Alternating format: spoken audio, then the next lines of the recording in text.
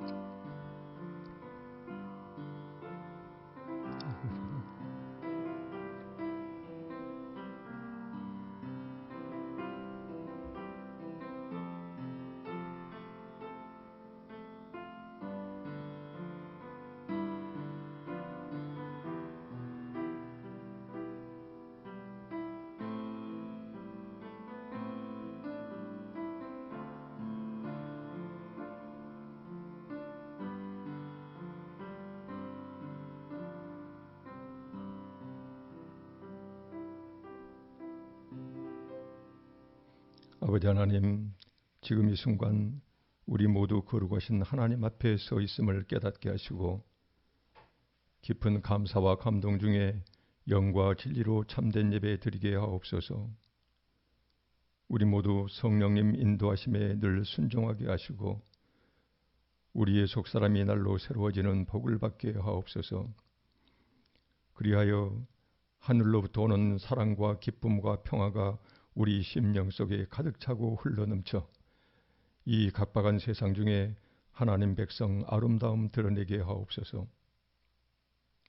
우리 교회와 한국교회가 성경에 기록된 말씀대로 헐벗고 가난한 자 보호하고 대변하는 공의롭고 정의로운 교회 되게 하여 주시옵소서.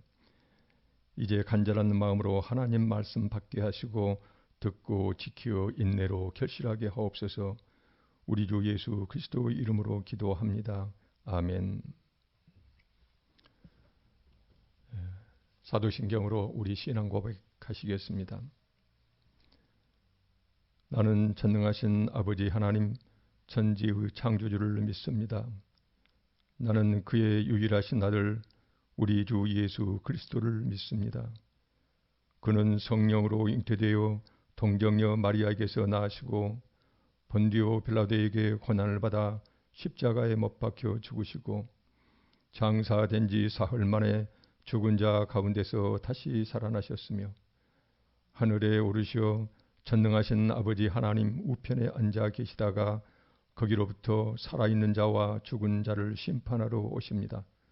나는 성령을 믿으며 거룩한 공교회와 성도의 교제와 죄를 용서받는 것과 몸의 부활과 영생을 믿습니다. 아멘.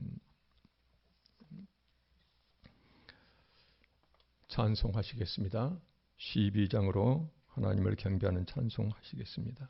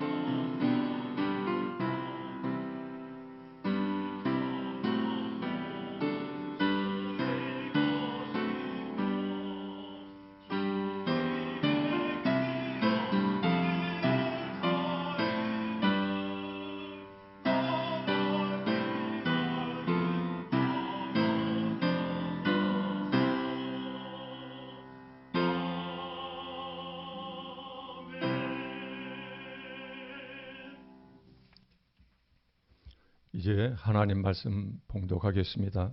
오늘 성경 본문 말씀은 호세아서 6장 6절 말씀이 되겠습니다. 제가 하나님 말씀 봉독하겠습니다.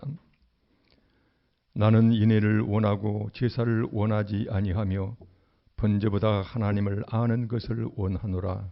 아멘. 오늘은 이 본문 말씀을 통해서 하나님이 받으시는 참된 예배, 이 제목으로 이 본문 말씀을 살펴보도록 하겠습니다. 우리는 그동안 코로나 사태로 인해서 2달째, 2개월째 현장 예배를 드리지 못하고 있습니다. 우리나라뿐만 아니고 전 세계적으로 모든 종교 모임 자체가 금지되고 있는 그런 상황이 계속되고 있습니다. 이렇게 현장 예배를 드리지 못한 데 대해서 국내적으로 여러 가지 불만과 저항이 적지 않다고 합니다.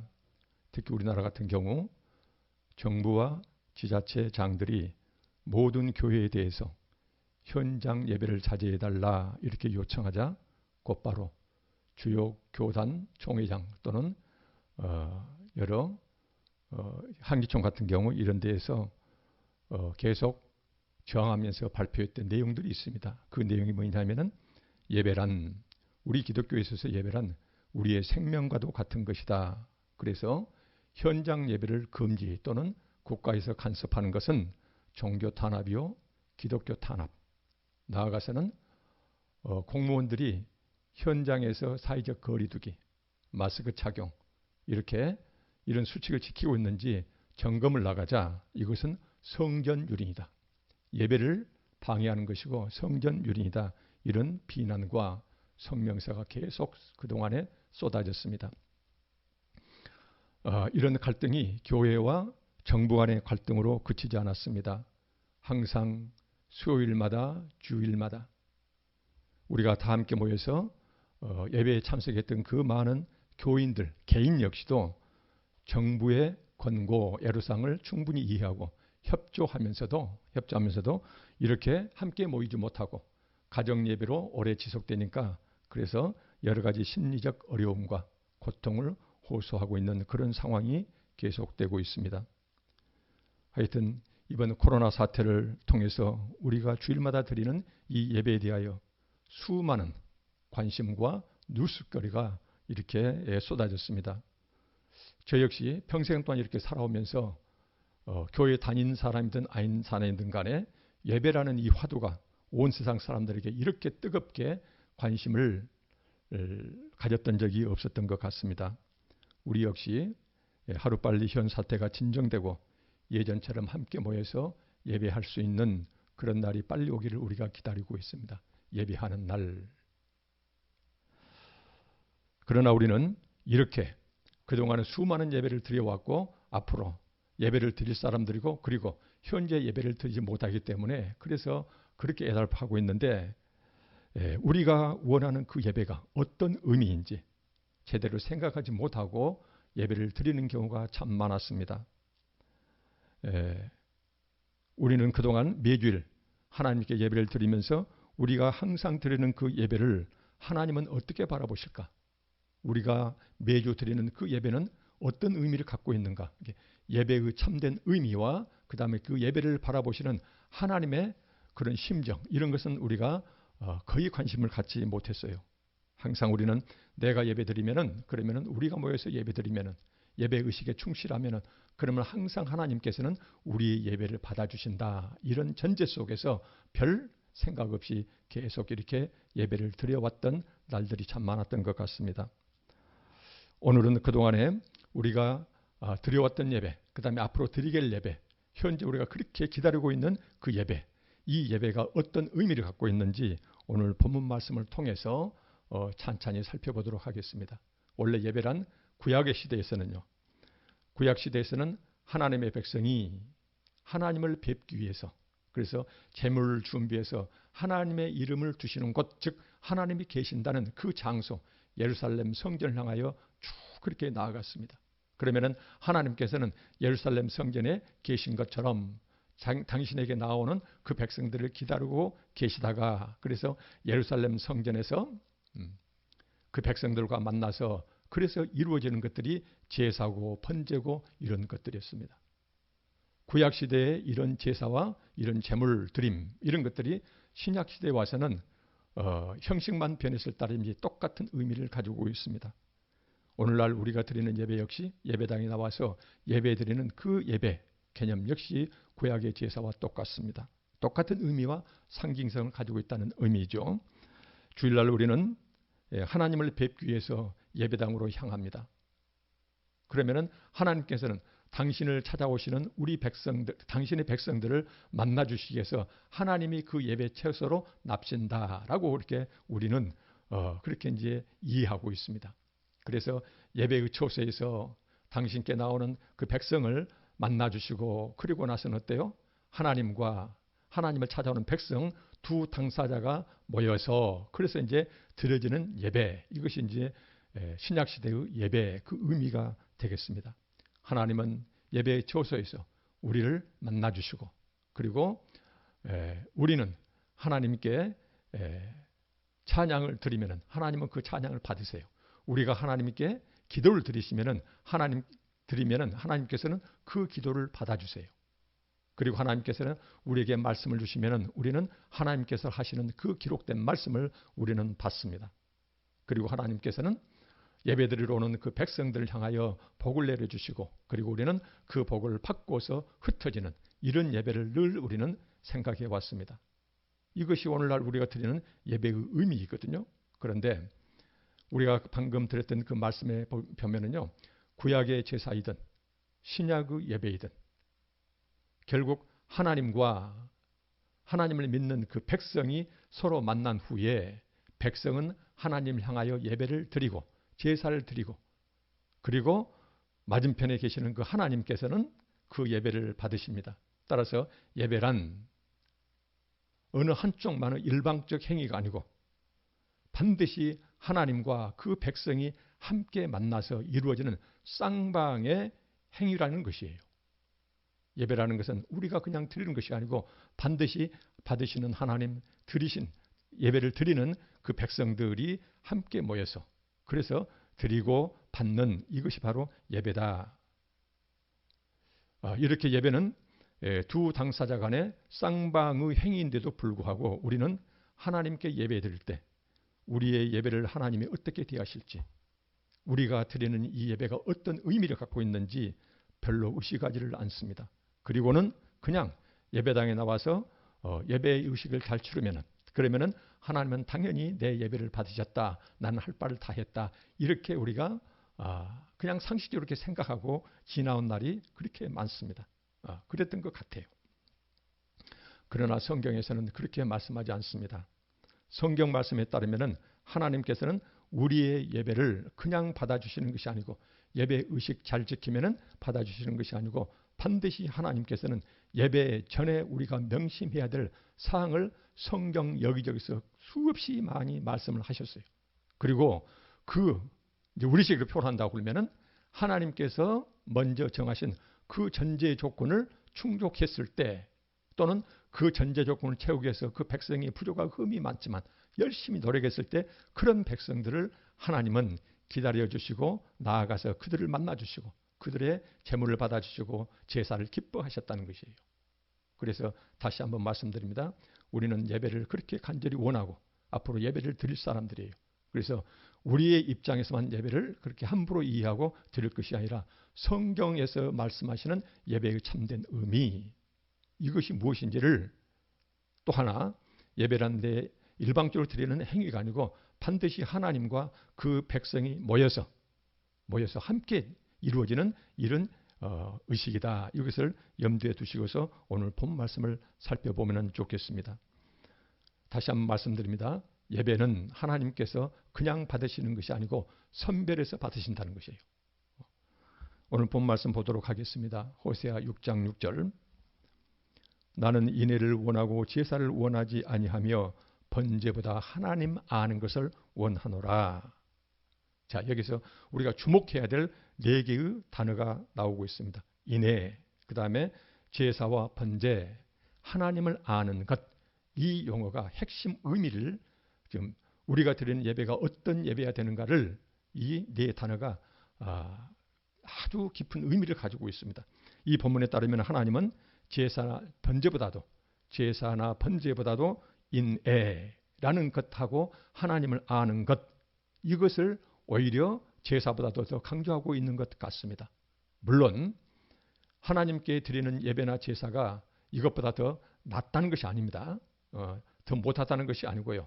어찌 보면 하나님께서는 인애와 하나님 아는 것이 모든 예배의 전제 조건임을 강조하시기 위해서 예배보다도 이것이 더 중요하다라고 말씀하시는 이런 형식을 취하고 있습니다. 그러나 다시 한번 말씀드리면 오늘 본문 말씀에서 말씀하시는 인애와 하나님을 아는 것, 그 다음에 하나님께 제사와 우리로 말하면 예배 드리는 것, 이게 똑같이 중요해요. 똑같이 중요한데, 그런데 이 중요한 예배의 전제 조건이 있는데 바로 인애와 하나님을 아는 것이라는 것이에요. 그래서 우리는 이 성경 말씀이요, 이 성경 말씀을 찬찬히 살펴보기 위해서는 인애가 어떤 의미인지, 그 다음에 하나님을 안다는 것이 성경에서 어떤 의미를 갖고 있는지를 우리는 깊게 살펴보아야 합니다. 여기서 첫째, 이제 차근차근 네 가지를 살펴보시게요. 첫째, 인애란 이것은 변함없는 사랑과 친절과 자비를 말씀하십니다. 인애. 그래서 변함없는 사랑, 이것이요. 그래서 하나님께서 당신 백성들을 향하실 때는 항상 하나님을 믿고 찾아오는 당신의 백성들을 향해서 하나님은 항상 그들의 부족과 허물을 용서하시면서 변함없는, 시종일관 변함없는 그 긍휼과 친절과 자비를 베푸신다는 의미에서 인애라는 용어를 성경은 쓰고 있고요. 또 하나는, 그래서 하나님이 우리를 향하시는 인애가 있고, 그 다음에 하나님 백성이 옆에 있는 자기 이웃들, 형제들을 향하여 인애, 이 단어를 또 함께 사용합니다. 그래서 이 인애라는 것은 인간끼리는 서로를 향해, 그 다음에 더 나아가서는 특별히 가난하고 불쌍한 사람들에게까지 뻗치는 변함없는 긍휼, 친절, 자비, 이런 것을 의미합니다. 결국은 여기서 말씀하시는 인애란 의미는 달리 표현하면요, 하나님 사랑과 이웃 사랑, 이렇게 두 가지로 요약할 수가 있습니다. 이제 두 번째 보면은 오늘 본 말씀에서 번제와 제사라는 용어가 나옵니다. 이스라엘 백성들은 예루살렘 성전을 찾아가 그곳에서 하나님께 드렸던 것이 바로 제사, 이런 번제, 이런 종류였어요. 오늘날 신약 시대에서는 우리가 예배당에 모여 하나님께 예배 드리는 것, 이것을 여기서는 구약 시대에서는 제사와 번제, 이렇게 보면 좋겠습니다. 셋째, 이제 여기서 가장 중요하고 깊은 의미를 갖고 있는 것이 하나님을 안다는 이 용어의 의미입니다. 성경적 의미예요. 하나님께서 성경 말씀을 기록하실 때 나를 안다, 그 다음에 너희들은 나를 모른다 했을 때 안다, 모른다는 이 단어가 어떤 의미를 갖고 있는지, 이것을 우리가 깊게 살펴봐야 됩니다. 우리가 보통 안다, 이런 것을 그동안에 여러 번 강조해서 말씀을 드렸거든요.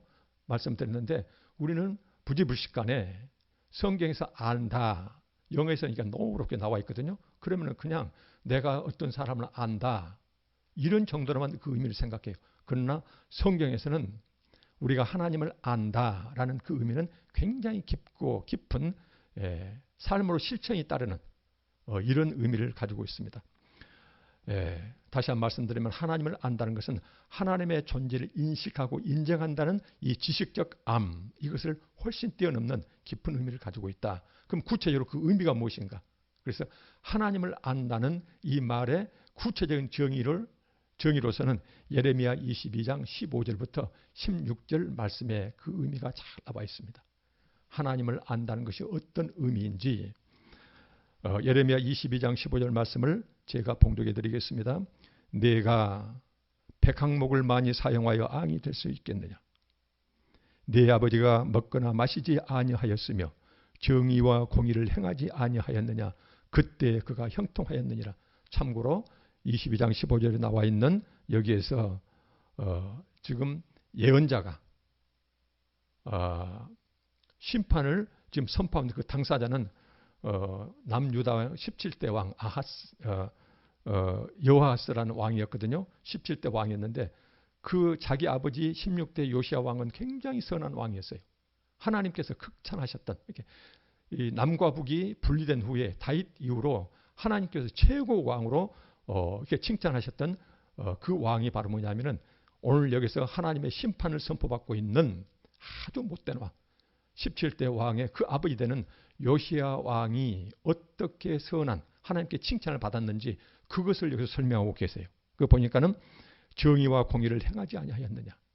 네 아버지는 정의와 공의를 행하였다. 그 다음에 22장 16절에 보니까는 그는 가난한 자와 궁핍한 자, 여기서 궁핍하다는 말은 억압받는 자, 어려운 처지에 있는 자를 포괄적으로 지칭하는 단어입니다. 그러니까 가난한 자와 억압받고 어려운 처지에 있는 자를 변호하고 이 변호라는 것은 꼭 법률적인 용어만 아니고 인권을 세워주고 그들이 안고 있는 고통스러운 문제점들을 전부 다 해결해 주었다는 것이에요. 그래서 변호하고 형통하였다. 그러면서 잘 살아갔다는 것이에요. 이것이 나를 알미 아니냐. 자, 여기서 보니까는요. 예레미야 예언자를 통해서 하나님께서는요. 꼭꼭 집어서 말씀하세요. 너희들이 이 안식일마다 나에게 그렇게 풍성한 예배를 드리는데 나의 존재를 인정하고 그 다음에 말로 표현한다고 해서 너희는 나를 아는 것이 아니다는 것이에요. 성경 지식 달달 외우면서 하나님을 안다고 할 수 없다는 것이에요. 그러면서 나를 안다는 본래 의미는 바로 뭐이냐. 첫째, 공의와 정의를 행하는 것. 둘째, 가난한 자와 궁핍한 자를 변호하는 것. 이 두 가지를 우리로 말하면은 6일 동안 세상 6일 동안 살아갈 때 그런 삶을 사는 것 자체가 바로 나를 안다는 것이지 지식적으로 나의 존재를 인정한다는 것으로 해서 나를 안다는 것이 아니다. 지금 이 말씀을 하고 계시는 것이에요. 그러면서 뭐라고 말씀하시냐면은 예레미야 22장 16절 하나님을 안다는 것이 어떤 의미인지를 구체적으로 두 가지 공의와 정의, 가난한 자, 궁핍한 자 변호하는 것, 그들을 보살펴 주는 것 이렇게 말씀하신 다음에 하시는 말씀이 여호와의 말씀이니라. 이것을 말미에다 붙여요. 이건 뭐예요? 너 똑똑히 들으라는 말이에요. 이 말은 인간이 지어낸 말이 아니고 여호와 하나님께서 직접 하신 말씀이다. 그러면서 나를 안다는 것은 지식적으로 인정하고 고백한다는 것이 전혀 아니다. 그것을 뛰어넘어서 반드시 삶으로 공의와 정의, 그 다음에 내 주변에 있는 가난한 자, 궁핍한 자, 그들의 사정을 보살펴 주는 것, 이런 삶이 바로 나를 안다는 것이지 다른 것이 아니다. 이렇게 말씀하세요.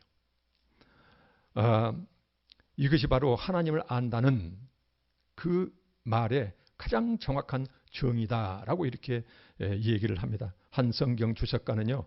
예레미야 이 본문 말씀이요. 하나님을 안다는 것이 어떤 의미인가 이것을 자기가 깨닫고 나서는 얼마나 감동을 받았던지 자기가 그 성경 주석서에 이렇게 써놨어요. 하나님 말씀이요. 그 많은 하나님 말씀이 바닷물처럼 이렇게 온 세상을 출렁이 걷는데 그 바다 한가운데 높고 높이 솟은 등대불이 바로 뭐냐면은 이 본문 말씀이다. 이 표현을 했어요. 왜 그래요? 하나님을 안다는 것, 공의와 정의를 행하는 것, 그 다음에 가난한 자, 궁핍한 자, 네 주변에 있는 그 고통의 근원을 해결시켜주는 것, 그들을 도와주는 것, 이것이 바로 뭐냐면은 모든 성경 말씀, 하나님 우리를 창조하신 목적, 그 다음에 세상 가운데서 우리를 선택해서 불러오신 목적, 이 모든 목적이 다시 말하면은 하나님 백성 모든 신앙생활이 어디를 향해야 되냐면은 바로 이 말씀을 향해야 된다. 그래서 그 주석가는 그 많은 하나님 말씀 바다 한가운데 높고 높이 솟은 등대불과 같은 것이 바로 이 말씀이다 할 정도로 극찬했던 이 말씀입니다. 이게 위에 요시야 왕은요. 이르는 하나님과 관계에서 그래서 하나님을 안다는 의미는 자 지금 우리는 어떤 말씀을 보고 있냐면요. 너희가 드리는 예배보다도 훨씬 더 중요한 것이 있다. 무조건 너희들이 나한테 나와서 예배를 드린다고 해서 내가 그 예배를 무조건 받아주는 것이 아니다. 너희들이 명심할 것은 예배란 두 당사자가 함께 모여서 이루어지는 것이다. 그래서 네만 일방적으로 예배를 드리는 것이 아니고 그 예배를 받으시는 그 하나님을 너희들은 바로 알아라. 그러면서 그 하나님이 당신을 예배하기 위해서 나오는 그 백성에게 요구하는 두 가지 조건이 있다. 바로 뭐예요? 인애와 하나님을 아는 것. 그런데 결국은요. 인애와 하나님을 아는 것은 거의 동의어와 똑같은 것이에요. 지금 앞뒤로 앞뒤로 제사와 번제보다. 그래서 중간에다 끼워놓고 앞뒤로 지금 강조하고 있는 것이 인애와 끊임없는 변함없는 그 사랑. 근데 그 사랑이 바로 뭐냐면은 하나님을 제대로 아는 것과 거의 같은 의미를 갖고 있어요. 그래서 중요한 것이 하나님을 안다는 의미. 오늘 본 말씀에서 예배의 전제 조건이 되는 하나님을 안다는 것이 어떤 의미인지 그것을 우리는 지금 찬찬히 깊게 살펴보고 있습니다. 그래서 예레미야 예언자를 통해서 하나님을 안다는 그 의미는 위로는 하나님과 1대1, 1대1로 친밀한 교제를 나누면서요. 지식적으로 아는 것이 아니에요. 막연히 생각하는 것이 아니에요. 그 하나님은 지금 우리끼리 교우끼리 만나서 서로 사귀듯이 그 하나님과 1대1로 친밀한 감각을 느끼면서 이런 사귄다는 것이에요. 그래서 1대1로 친밀한 교제를 나누면서 하나님을 사랑해요. 위로는. 옆으로는 어떻게 해요? 세상을 향해서는 공의와 정의를 행하며 가난한 자, 궁핍한 자, 그들의 모든 그 애로사항, 힘들고 어려운 사정을 보살펴 주는 것이에요. 내 힘이 닿은 데까지. 내가 감동받는 그 수준까지. 바로 이것이 바로 다른 말로 말하면 위로는 하나님을 사랑하고 옆으로는 이웃을 사랑한다. 말과 똑같은 말씀이에요. 좀 이따 말씀드리겠지만 신약 시대에서는요. 예수님의 그 승인을 통해서 번제와 제사보다 훨씬 더 중요한 것이 하나님 사랑과 이웃 사랑이다. 이 말씀을 또한 주세요. 이런 사랑의 삶의 모습을 보인 자가 바로 하나님을 제대로 아는 자라는 것이에요. 다시 한번 또 강조합니다. 하나님을 안다는 것은 지식적으로 성경 공부해서 그래서 고개 끄덕거리는 내가 지적으로 동의하는 그 수준을 훨씬 더 뛰어넘습니다. 그 하나님과 1대1로 깊은 친밀한 교제를 나누면서 그 내가 사모하는 그 하나님이요. 나를 위해서 목숨까지도 내어주실 그 하나님이 너무나 고맙고 감사해서 앞으로 평생 동안 영원한 같이 살아갈 그분이 그렇게 좋아서 그분이 원하시는 인애와 그 다음에 가난한 자, 궁핍한 자를 이렇게 사랑하는 것. 그래서 하나님 사랑과 이웃 사랑, 바로 이런 자가 하나님을 제대로 아는 것이다 라고 오늘 본 말씀은 우리에게 말씀하고 있습니다.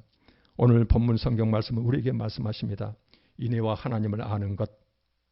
구체적으로는 요시야 왕처럼 하나님과 깊고 깊은 1대1 친밀한 교제 속에서 그분을 사랑하고 그 다음에 두 번째 그 하나님의 뜻에 순종해서 우리의 이웃을 사랑하는 그런 순종의 삶이 바로 하나님을 아는 전제 조건이고 이런 자가 바로 하나님을 아는 것이고 이렇게 하나님을 아는 자가 하나님을 향한 나아올 때 하나님께서는 그들을 맞아주시고 그 예배를 기쁘게 받아주신다는 것입니다. 이렇게 인애와 하나님을 아는 것은 달리 표현하면 하나님 사랑과 이웃 사랑이라는 이 하나님 뜻 이것에 대해서 우리는 그동안에 어느 정도 관심과 어느 정도 이 성경 본 말씀을 우리가 깊게 깨닫고 내 삶을 그 말씀에 비춰보면서 예배당을 향해 나왔던가 우리가 한번 곰곰이 살펴봤으면 좋겠습니다. 우리는 하나님 뜻의 관심도 어떤 노력도 그 다음에 그 이 본 말씀에 비춰보면 나는 너무나 부족하고 허물이 많으니까는 그래서 마음속으로 어떤 애통함 하나님 죄인이 당신을 향하여 나아갑니다. 이런 애통함도 없이 그냥 형식적인 예배 드리는 것 이것이 평생의 습관이 돼가지고 이러면서도 우리가 나는 할 바를 다 했다. 이런 생각을 그동안 오래 해왔다면 저를 포함해서 우리 모두는 오늘 성경 본 말씀을 통해서 하나님께서는 그렇게 함부로 하나님께서 그렇게 간절히 말씀하신데도 불구하고 그런 말씀을 귀천에 스쳐 흘려듣고 그 다음에 관심도 없고 그런 사람들이 그냥 형식적으로 드리는 그 예배의 처소에는 하나님이 나타나시지 않는다라는 이 말씀을 똑같은 호세아서에 나타나 있습니다. 호세아 5장 6절에 이런 말씀이 나와 있습니다. 여기서 그들은 어떤 사람들이에요? 형식적으로는 그렇게 하나님께 예배를 많이 드리는 자들이에요. 재물도 갖다 많이 바치는 자들이에요. 그때 호세아가 북이스라엘에서 예언자 활동을 할 때요. 그때는 물질적으로 그 다음에 군사적으로 굉장히 강력했던 그런 시대예요. 그야말로 물질이 흘러 넘치는 그런 세상이었거든요. 물론 그 저변에는 수많은 백성들이 가난에 허덕이면서 그렇게 슬퍼하는 그런 시대에 있었는데 그때 당시에 귀족, 왕족, 그 다음에 높은 성직자들 이런 사람들은 수많은 재물 속에서 호의호식하면서 형식적으로는 하나님을 섬기고 그 다음에 실질적인 마음속의 동기는 세상 재물을 섬기던 그런 시대였어요.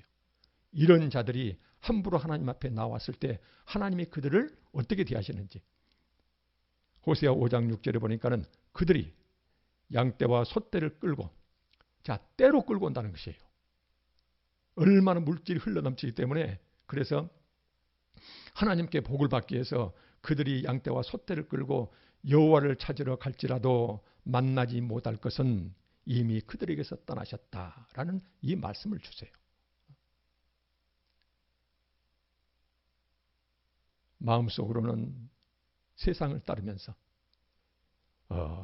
하나님을 찾아가는 그 예배는 반드시 두 당사자 간의 쌍방행위인데 그래서 하나님께서는 당신께 나오는 그 백성들에게 전제 조건을 그렇게도 많이 말씀하셨는데 그런 것 아랑곳 없이 그냥 형식적인 예배만 드리기 위해서 그 다음에 물질만 받추면은 하나님께 기뻐하실 것으로 알고 그렇게 나오는 자들 예배란 두 당사자 간의 쌍방행위라는 것을 잊고서 그랬을 때 하나님께서는 그들이 당신을 찾아온다 하더라도 이미 그들을 떠나서 만나주지 않는다는 것이에요. 근데 그들이 알까요? 몰라요. 그냥 앉아서 자기들이 제사와 예배 의식을 충분히 형식적으로 잘 갖췄으면은 그러면 이제 우리 할 바 다 했다. 우리는 구원받았습니다. 그리고 다시 흩어진다는 것이에요. 오늘 이 본 말씀과 똑같은 말씀이요. 어떤 말씀입니까? 하나님께 예배드리는 것보다 더 중요한 것이 있다. 그것은 바로 뭐예요? 인애와 하나님을 제대로 아는 것. 하나님을 아는 것은 지식적 암, 성경 공부 달달해서 그래서 내가 인정하는 그런 차원이 전혀 아니다는 것이에요. 그 하나님을 깊게 알게 되면 하나님과 1대1 거의 감각을 느낄 정도로 친밀한 관계 속에서 그분이 사랑해요. 그분을 사랑해요. 그분이 원하는 것을 해드리고 싶어요. 기뻐서 의무가 아니어서 그래서 그렇게 인애와 그 다음에 형제를 사랑하는 것들 결국 사랑의 삶 하나님 사랑과 이웃 사랑 이렇게 이것이 오히려 예배보다 훨씬 더 중요하다. 이 말씀을 마가복음 12장 33절에 이런 말씀이 있습니다. 또 마음을 다하고 지혜를 다하고 힘을 다하여 하나님을 사랑하는 것과 이웃을 자기 자신과 같이 사랑하는 것이 전체로 드리는 모든 번제물과 기타 제물보다 나으니이다. 한 지혜로운 서기관이 예수님 앞에 이 고백을 했거든요. 그랬더니 예수님께서 극찬을 하셨던 인정해 주셨던 그 말씀이에요. 이 말은 뭔 말일까요?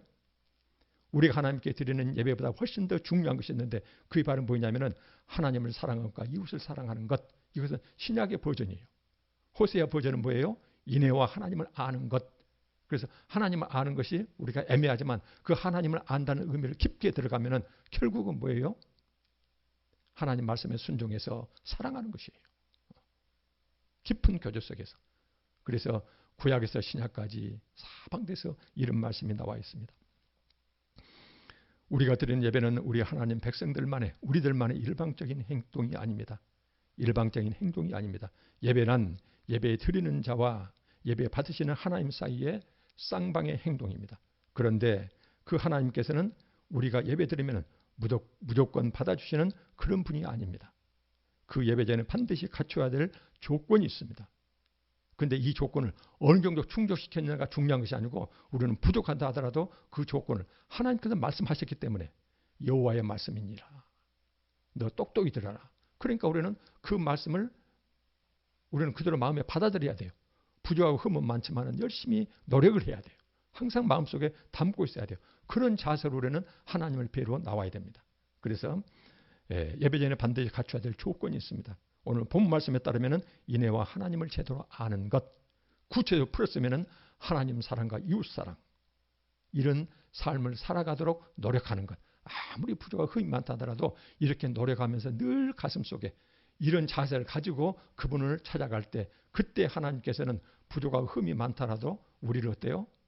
맞아주시고 우리의 기도와 찬양을 받으시고 그 다음에 우리에게 말씀을 주시고 말씀을 또한 깨닫게 하시고 그래서 아름다운 예배 하나님이 기뻐 받으시는 그런 참된 예배가 된다는 것이에요.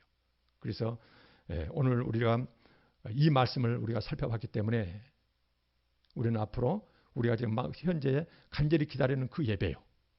지금까지 드려왔던 예배를 한번 이 본 말씀에 비추어서 살펴보시고 앞으로 드릴 그 예배에서는 우리가 부족하더라도 이런 삶의 모습으로, 순종하는 삶의 모습으로, 구체적으로는 사랑의 모습으로 이런 예배의 전제 조건처럼 되어 있는 이것을 채우려고 노력하면서 그분을 뵈야 되겠다. 이렇게 깊게 다짐하는 시간이 되시기를 간절히 소망합니다.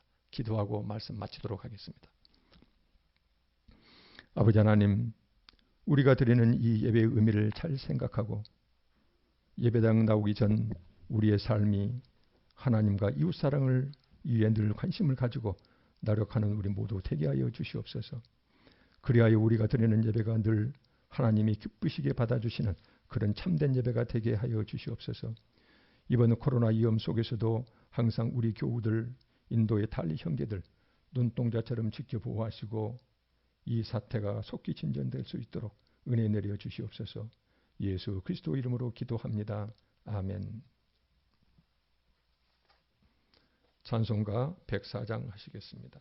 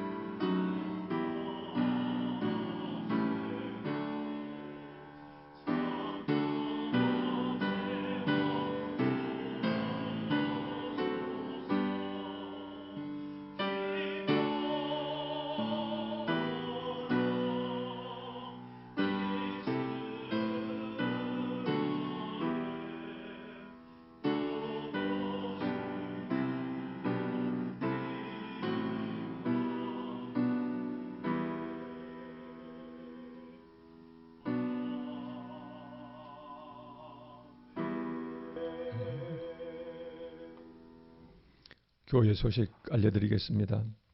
오늘 예배 참석하신 모든 분들 비록 우리가 흩어져 예배드리고 있지만 주님의 이름으로 환영합니다. 이 사태가 진정되고 다 함께 모여 예배하는 그날이 빨리 올 수 있기를 항상 우리가 함께 기도하시게요. 그리고 그날까지 여러분들 항상 주님 안에서 참된 평화와 기쁨을 누리시기 바랍니다. 우리 교우님들 2달째 현장 예배를 드리지 못하면서 그간 애로움과 열간 심적 고통이 적지 않을 줄로 압니다. 다시 말씀드리지만 늘 성경 말씀과 기도와 찬양을 드리면서 이 위기를 잘 극복하시기 바랍니다. 그리고 코로나19를 극복하기 위하여 여러분들 주보 안쪽에 합심 기도 제목으로 5가지 기도 내용이 나와 있습니다. 개인 기도 드리실 때 꼭 이 기도 내용을 떠올리시면서 함께 기도해 주시기 바랍니다.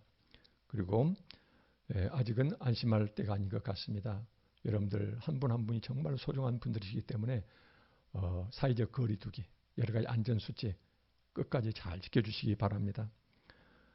그 다음에 사회적 거리두기와 중고등학교 등교 개학 일정에 대해서 정부의 최종 방침이 확정될 때까지 일단은 우리가 이런 예배를 계속 드려야 될 것 같습니다. 우선 우리 교회에서는 당회원들 중심으로 현장 예배에 대한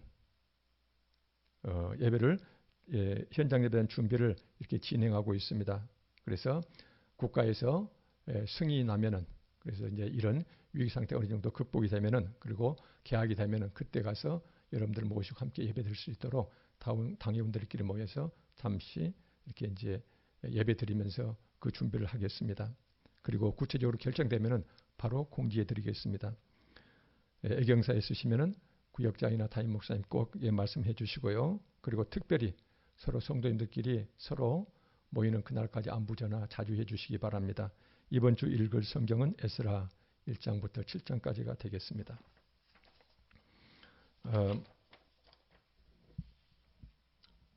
축복 기도로 예배 마치도록 하겠습니다.